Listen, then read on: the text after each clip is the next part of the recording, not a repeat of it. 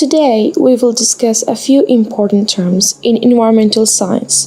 The first one is an ecosystem. The word ecosystem describes living organisms and their non-living surroundings that support life in a particular area. The term comes from two words, eco, from the Greek word oikos, meaning home, and system, referring to a group of interconnected parts.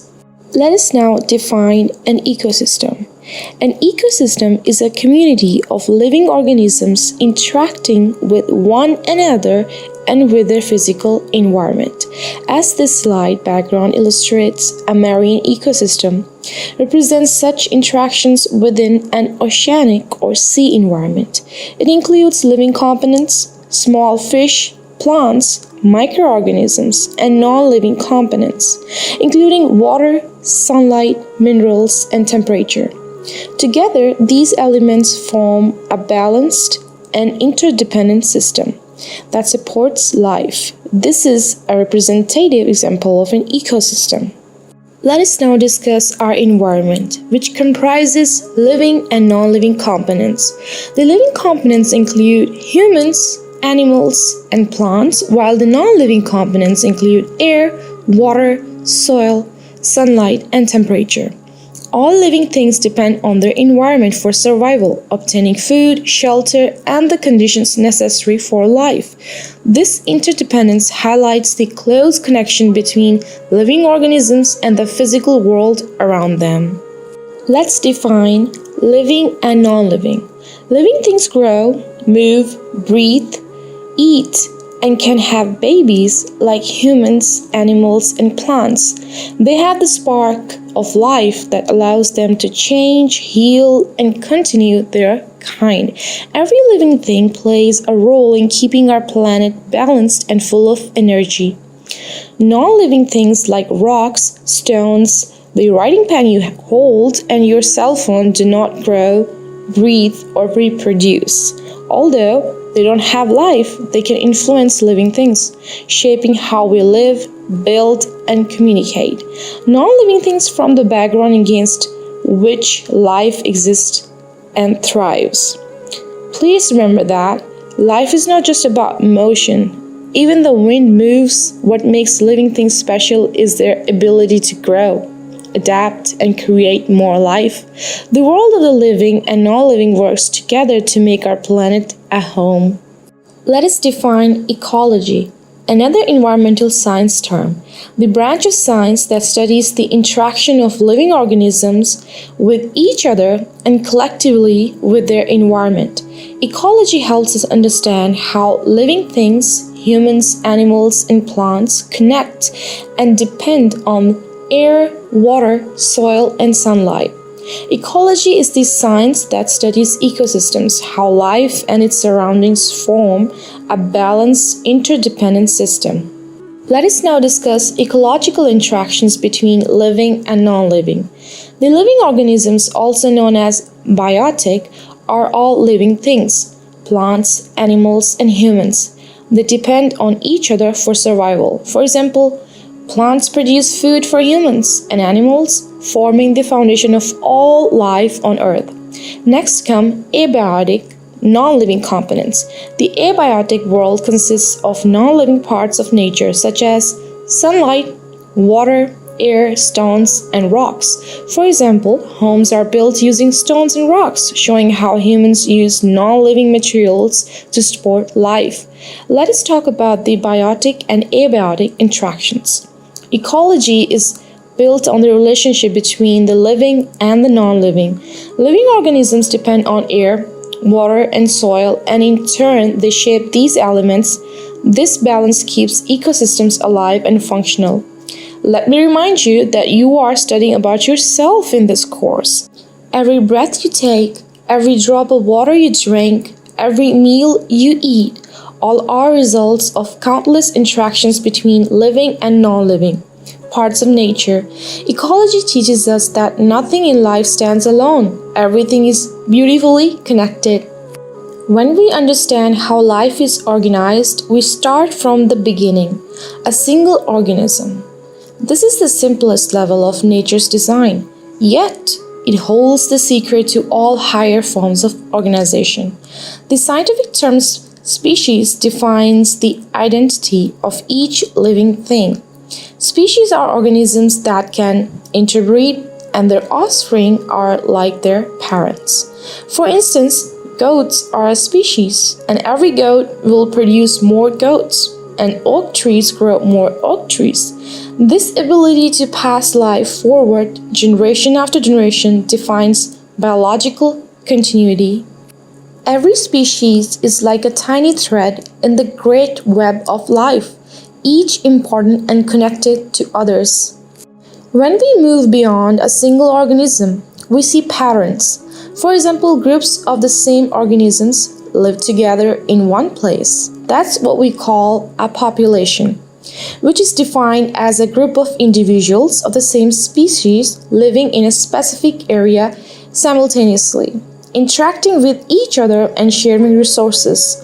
Think of a herd of goats grazing in a field. Each goat belongs to the same species, lives in the same area, and depends on the same grass, water, and shelter.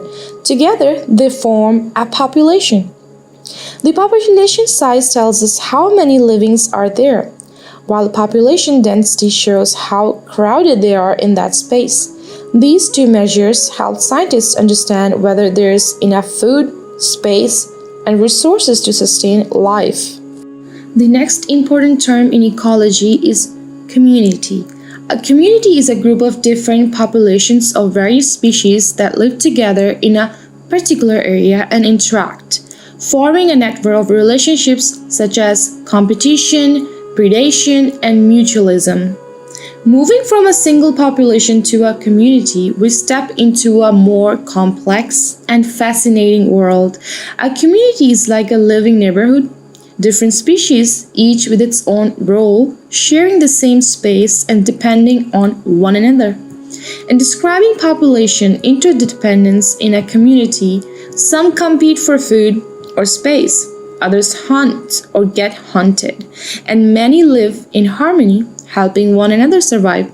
For example, goats grazing in a field depend on plants for food, while humans consume goats. As we reach the broadest level of ecological organization, we arrive at the biosphere, the grand stage where all life performs. The global environmental system includes every forest, ocean, desert, mountain, and organism living within them. The biosphere connects all living beings through the air we breathe, the water we share, and the soil that nurtures our food. Whether it's a tiny bacterium beneath the soil or a soaring eagle above the mountains, every form of life plays a role in maintaining this shared system. The concept of interdependence is key here. The idea that every action, even small ones, ripples across the entire planet. When we pollute a river or cut down a forest, the effect is not local. It echoes through the web of life that sustains us all. The biosphere is not just where life exists, it is where life connects. Humanity's greatest lesson from ecology is humility. To recognize that this planet's health and our species' survival are one and the same story. When we talk about the types of ecosystems, we're describing the many homes of life on Earth. Three major types of ecosystems are terrestrial, aquatic, and artificial. Let us discuss each one by one. The terrestrial ecosystems comprise our land ecosystems, including deserts, grasslands, and mountains. Each has unique climates and life forms, from the resilient cactus of deserts to the rich biodiversity of grasslands and the hardy species adapted to mountain heights. Next is the aquatic ecosystem. Covers all water-based environments and is divided into freshwater ecosystems, rivers, lakes, and ponds, marine ecosystems, oceans, seas, and coral reefs that host the greatest variety of life on Earth. Artificial ecosystem. These are human-made environments such as mango gardens and wheat crops, designed to meet our needs. Though managed by humans, they still depend on natural elements like sunlight, soil, and water. When we examine the structure of an ecosystem, we find it beautifully organized into two key pillars, the biotic and abiotic components. The biotic side represents life, the green leaves that capture sunlight, the animals that feed and move, and the tiny microbes that recycle matter back into the soil. The abiotic side provides the stage upon which life performs, the sunlight that fuels photosynthesis, the air that carries oxygen and carbon dioxide, and the minerals that nourish roots. Neither can exist meaningfully without the other.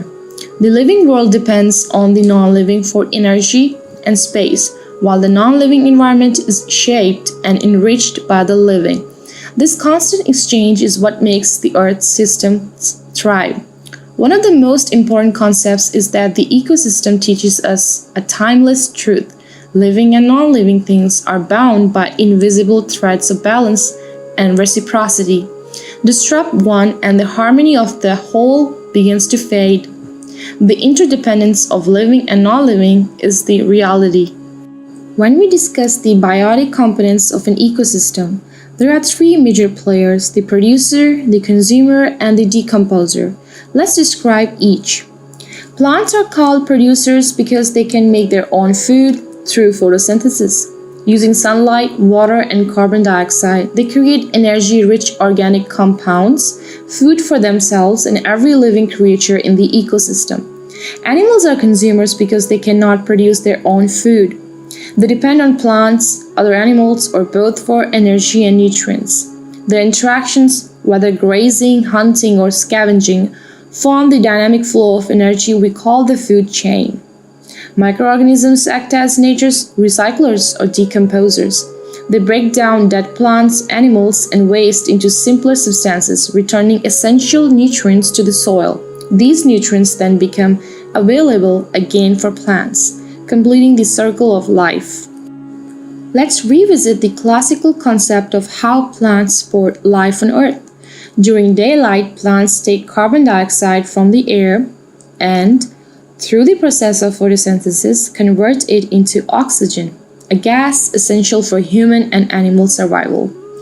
In addition to this vital function, plants obtain their nutrients from the soil, where decomposers such as bacteria and fungi break down dead organic matter into simpler substances. These nutrients, along with water absorbed through both the root and aerial systems, sustain the plant's growth and metabolic activities.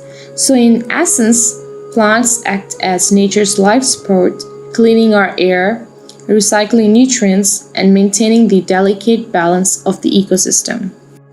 In the grand design of the ecosystem, producers create, consumers transform, and decomposers renew. This unbroken chain keeps our planet alive, a quiet reminder that energy may change hands, but it never disappears.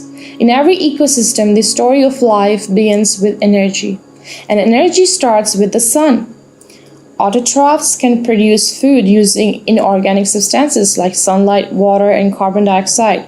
Through photosynthesis, plants, algae, and some bacteria convert these materials into energy, rich food molecules that sustain life for themselves and the entire ecosystem. Heterotrophs cannot make their own food. They must consume other organisms, plants, animals, or decomposed matter to obtain energy and nutrients. Examples include animals, fungi, and many bacteria that survive on the food web. As we explore how food energy moves through the ecosystem, we discover a hierarchy, a beautifully structured chain of dependency.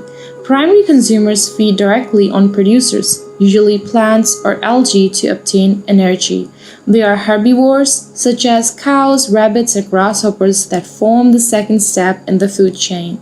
When we talk about secondary consumers, these organisms feed on primary consumers. They are generally carnivores or omnivores, for example, snakes, frogs, and foxes, and help control herbivore populations while maintaining ecological balance.